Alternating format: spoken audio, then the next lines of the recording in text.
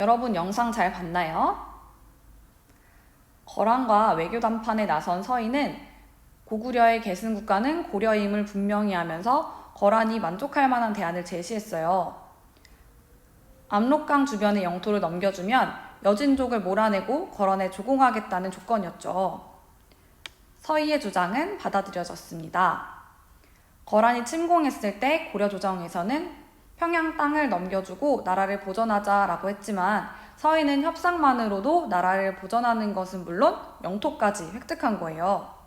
똑똑하고 지혜롭게 갈등을 해결했죠. 자, 그럼 우리 다음 사례를 한번 볼까요?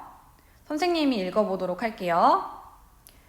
파이 한 조각을 놓고 오빠와 동생이 서로 먹겠다고 다투고 있었다. 오빠가 칼을 들어 파이를 나누려고 하자 동생은 오빠가 자기 것을 더 크게 자를까봐 속상해하며 울음을 터뜨렸다.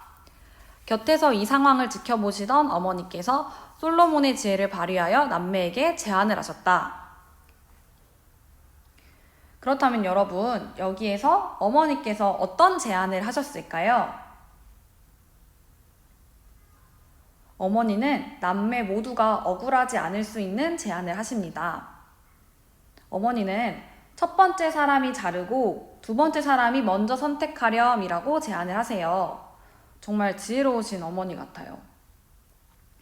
어머니의 제안대로 한다면 오빠는 자신이 나중에 파이를 선택해야 하기 때문에 엄청 신중하게 정말 한치의 오차도 없이 똑같은 크기로 파이를 자를 거고, 동생은 오빠가 자르지만 자기가 먼저 선택을 할 수 있으니까 억울하지 않겠죠. 우리는 이렇게 갈등 상황에 놓인 구성원 모두가 억울하지 않게 모두 이기는 가족 갈등 관리 방법을 사용해야 합니다. 가족 갈등 관리 방법은 크게 모두 이기는 접근 방법, 한쪽만 이기는 접근 방법, 모두 지는 접근 방법, 이 세 가지로 나누어 볼 수 있어요. 다음 슬라이드에서 차례대로 살펴보도록 합시다. 갈등의 관리 방법에는 크게 세 가지가 있다고 했었죠. 모두 이기는 접근 방법, 한쪽만 이기는 접근 방법, 모두 지는 접근 방법입니다.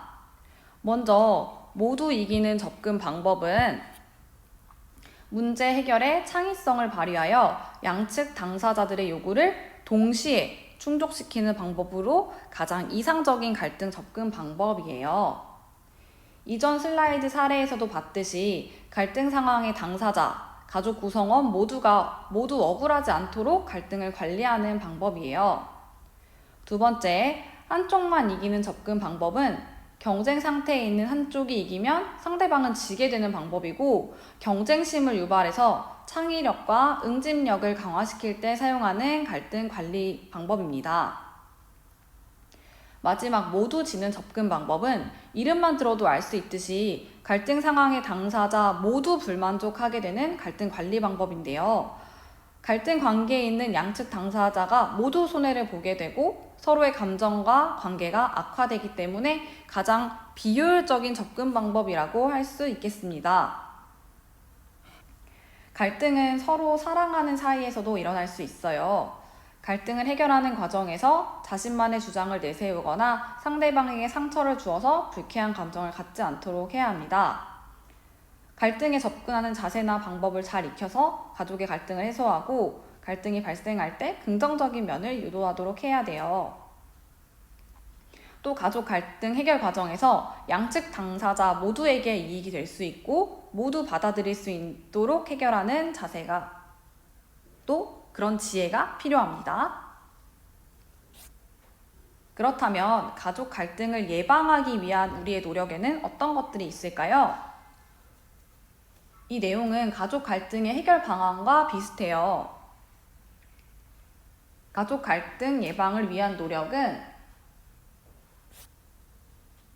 첫째, 가족의 목표와 가치관을 분명히 한다. 둘째, 평소 열린 마음으로 서로의 생각과 감정을 나눈다. 셋째, 양성평등하고 건강한 가족 문화를 형성한다. 넷째, 가정이 민주적이고 합리적으로 운영될 수 있도록 협조한다. 다섯째, 가족 구성원의 역할을 적절하게 배분한다. 이렇게 5가지가 있어요. 사실 이러한 가족 갈등 예방을 위한 노력은 답이 정해져 있다기보다는 여러분들 자신만의 노력 방안을 찾아보고 실천하기 위해 노력하는 것이 중요할 것 같아요. 가족 갈등 예방을 위한 자신만의 노력은 이따가 활동 과제에서 다시 생각해 보도록 할게요. 자, 그럼 오늘 배운 내용을 배움 목표를 통해 다시 한번 확인하면서 정리해 보겠습니다. 오늘 우리는 가족 갈등의 해결 방안, 그리고 관리 방법, 가족 갈등 예방을 위한 노력에는 어떤 것들이 있었는지 배웠어요. 먼저 가족 갈등의 해결 방안에는 어떤 것들이 있었나요? 가족 구성원 간 서로 존중하는 분위기, 그리고 상대방의 입장을 충분히 이해하고 받아들이는 것, 갈등을 회피하지 않고 제때 해결하는 것, 갈등 상황을 객관적으로 인정하는 것, 솔직한 대화를 나누는 것 등이 있었죠. 또 심각해진 갈등 상황이라면 가족 상담이나 심리치료 등 전문가의 도움을 받는 것도 하나의 방법이 될 수 있다고 했었어요. 그렇다면 가족 갈등의 관리 방법에는 어떤 것들이 있었죠? 네, 맞아요. 모두 이기는, 한쪽만 이기는, 모두 지는 접근 방법이 있었죠. 이 중에서 문제 해결의 창의성을 발휘해서 갈등 상황에 있는 양측 당사자들의 요구를 동시에 충족시키는 방법으로 가장 이상적인 갈등 접근 방법을 무엇이라고 했었죠? 이것을 우리는 모두 이기는 접근 방법이라고 했었습니다. 반대로 갈등 관계에 있는 양측 당사자 모두 손해를 보고 서로의 감정과 관계가 악화되기 때문에 가장 비효율적인 방법은 무엇이라고 했었죠? 네, 맞아요. 이것은 모두 지는 접근 방법이라고 했었어요. 여러분들이 마음속으로 잘 대답해 준 걸 보니까 오늘 수업에 열심히 참여한 것 같네요. 오늘의 수업 내용과 관련된 활동 과제는요. 먼저 가족 갈등의 해결 방안 찾아보기예요.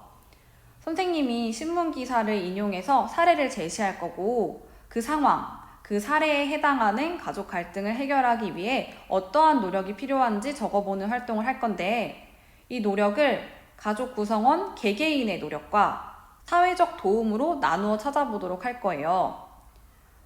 2번째로 갈등의 관리 방법 확인하기, 3번째로 가족 갈등 예방을 위한 자신만의 노력에는 어떤 것들이 있는지 찾아보고 실천하는 거예요. 활동 과제는 저번에 했던 것과 똑같이 마지막 강의에 있는 구글 설문지 링크를 클릭해서 물음에 대한 내용을 성실하고 꼼꼼하게 작성한 후에 제출하기를 누르면 됩니다. 교육부에서 등교 수업 시기가 발표되었죠. 중학교 3학년의 경우 5월 20일로 발표가 되었더라고요.